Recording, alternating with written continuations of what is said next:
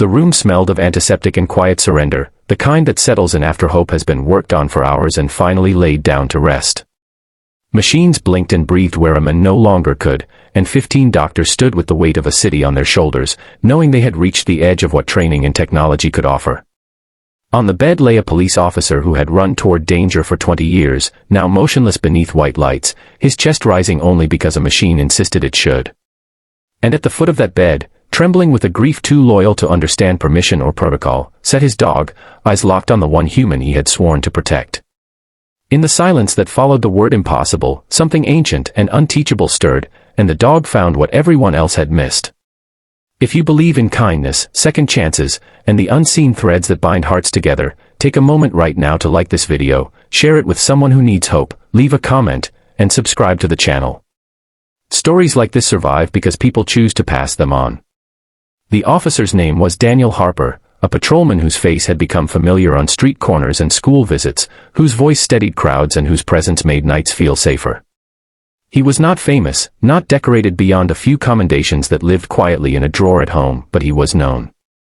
He was known for kneeling to children's eye level, for remembering names, for bringing a thermos of coffee to night shift rookies. Most of all, he was known for Coda, the German shepherd who had arrived as a pup after Daniel's divorce hollowed the house and left evenings echoing.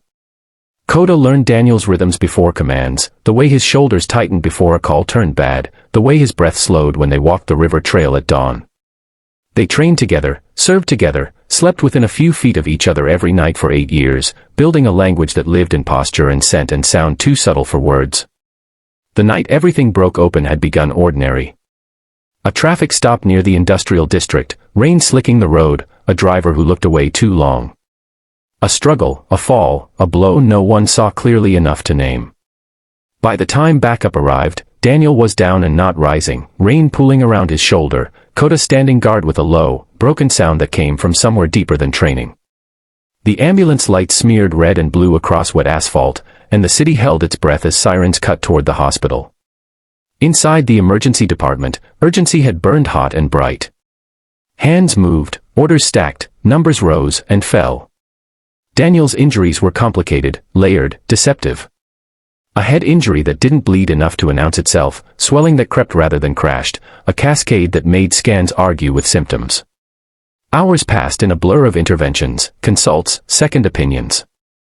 15 doctors came through in shifts and clusters, each adding a piece, each watching the puzzle refuse to settle. The consensus arrived reluctantly and all at once. The damage was too extensive. The brain was starving despite oxygen, despite pressure management, despite everything. The words were said gently, professionally, with compassion honed by repetition. They would keep him comfortable. They would prepare the family. Coda was not family by policy, but he was family by truth. He had slipped through with a nurse who had once owned a shepherd herself and could not bear the thought of separating them now. He sat, then lay, then sat again, pacing the edges of the room when alarms changed pitch, pressing his nose to Daniel's hand when the room grew still. Dogs were not supposed to understand monitors or scans or the meaning of flat lines that weren't quite flat yet, but Coda understood absence. He understood when the air around a person changed, when the scent that said here became a scent that said leaving. The doctor spoke softly near the door, their shoulders rounded, their eyes tired. The machines were set to sustain, not to save. Time stretched thin, a thread fraying under the weight of waiting. A chaplain passed by, then returned. A nurse adjusted a blanket that did not need adjusting. The room became a place where endings rehearsed themselves. Then Coda stood very still. His ears angled, not toward a sound anyone else could hear, but toward Daniel himself. He moved closer, nose tracing a path along Daniel's jaw, then down the neck, lingering where the collarbone met skin. His body tensed, not with fear, but with certainty. He pressed his head against Daniel's chest and let out a sharp, urgent bark that startled the room into motion. It was not the bark of aggression or panic. It was the bark he used on the training field when he had found a hidden thing and needed his handler to see. At first, it was dismissed as grief, as animal distress. A hand reached to calm him. But Coda did not calm. He shifted, focused, returned to the same place again and again, pawing lightly, insistently. He circled and came back, repeating the behavior with a precision that cut through the haze of resignation. A nurse noticed the pattern. A resident paused, curiosity nudging past exhaustion. Someone said the word check, and another person said again, and suddenly a light snapped on where it had been dim. They re-examined the area Coda had marked, palpated gently, compared notes. A subtle asymmetry. A tenderness that hadn't been there before, or perhaps hadn't been noticed. A rare but known complication surfaced in someone's memory, a slow bleed that could compress vessels without announcing itself loudly on initial scans. A repeat imaging was ordered, the room waking up as if from a spell. Coda watched, muscles coiled, eyes tracking Daniel's face, his presence an anchor in the rising current of activity.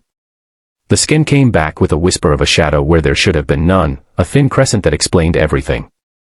It was dangerous, yes, and time had already been lost, but it was also treatable. A door that had been closed was suddenly ajar. A neurosurgeon was called back from home, hair still damp from a shower, hands steady as if they had been waiting for this call all their life. Consent was sought and granted with tears and shaking hands. The machines were reset with purpose again, not just persistence. Surgery is a study in patience and courage, a long walk through uncertainty guided by knowledge and faith. Hours passed that felt like seasons. Outside the operating room, Coda lay with his head on his paws, eyes open, refusing food, refusing sleep. People stepped over him carefully, as if he were a sacred object placed there to remind them why they did this work. When the doors finally opened, the surgeon's face held a kind of tired hope that is earned, not borrowed. The pressure had been relieved. The bleed addressed. Now it would be up to Daniel, to time, to the quiet miracles of healing. Recovery did not arrive like a sunrise. It came like a bruise fading, day by day, imperceptibly until one morning it was lighter than the day before. Daniel did not wake for a long while, and when he did not wake all the way. There were setbacks, fevers, nights when alarms dragged everyone back to the edge. Through it all, Coda stayed. He learned the rhythms of the ICU the way he had learned the rhythms of patrol, sleeping when he could, alert when he needed to be, nose lifting whenever Daniel's breathing changed. Nurses learned to read Coda's cues the way sailors read weather, noting how his posture shifted before monitors caught up. Weeks later, Daniel opened his eyes and focused on the world with the fragile concentration of someone learning a language again. He could not speak, could barely move, but when Coda's head appeared in his line of sight, something unmistakable passed between them. The dog's tail wagged once, controlled, reverent. The room held its breath, and then exhaled together. Rehabilitation was its own mountain, steep and unglamorous. There were days of progress and days of retreat, muscles that refused orders, words that fell apart before they reached the tongue. Daniel worked with the stubbornness that had made him a good officer, and with the humility that pain teaches. Coda became part of the therapy without trying, positioning himself just far enough away to encourage reach, offering a steady presence that made the room feel safer. Therapists adjusted their plans around him, discovering that hope was easier to practice when it had fur and warm breath.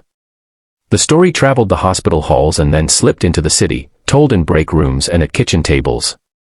It was not told as a miracle, but as a reminder. Of attention. Of listening. Of the intelligence that lives outside textbooks. 15 doctors had not failed, they had worked until the map ran out. A dog had not saved a life by magic, he had saved it by knowing one person better than anyone else and refusing to accept the idea of leaving. Months later, Daniel stood again, shaky but upright, sunlight on his face for the first time in a long time. He would not return to patrol the way he once had, and that loss stung, but he found new ways to serve. He spoke to recruits about teamwork, about humility, about watching the edges of a problem where answers sometimes hide. Coda lay at his feet during those talks, calm and alert, a living footnote to a lesson that needed no embellishment. As this story draws toward its end, if it has touched your heart even a little, please pause and let us know. Your engagement helps stories like this reach others who may need a reason to believe today. There are moments that change the way we measure intelligence and courage, moments that ask us to widen our definitions. This was one of them. A room full of expertise had reached a boundary, and love stepped forward wearing a collar and a coat of brown and black. It did not speak, but it was heard. It did not demand credit, but it accepted a place beside the men it had never left. Before we say goodbye, we have one special request. Please comment below with a single word that captures what this story made you feel. Your words matter more than you know. Daniel lives now with scars that map a night he does not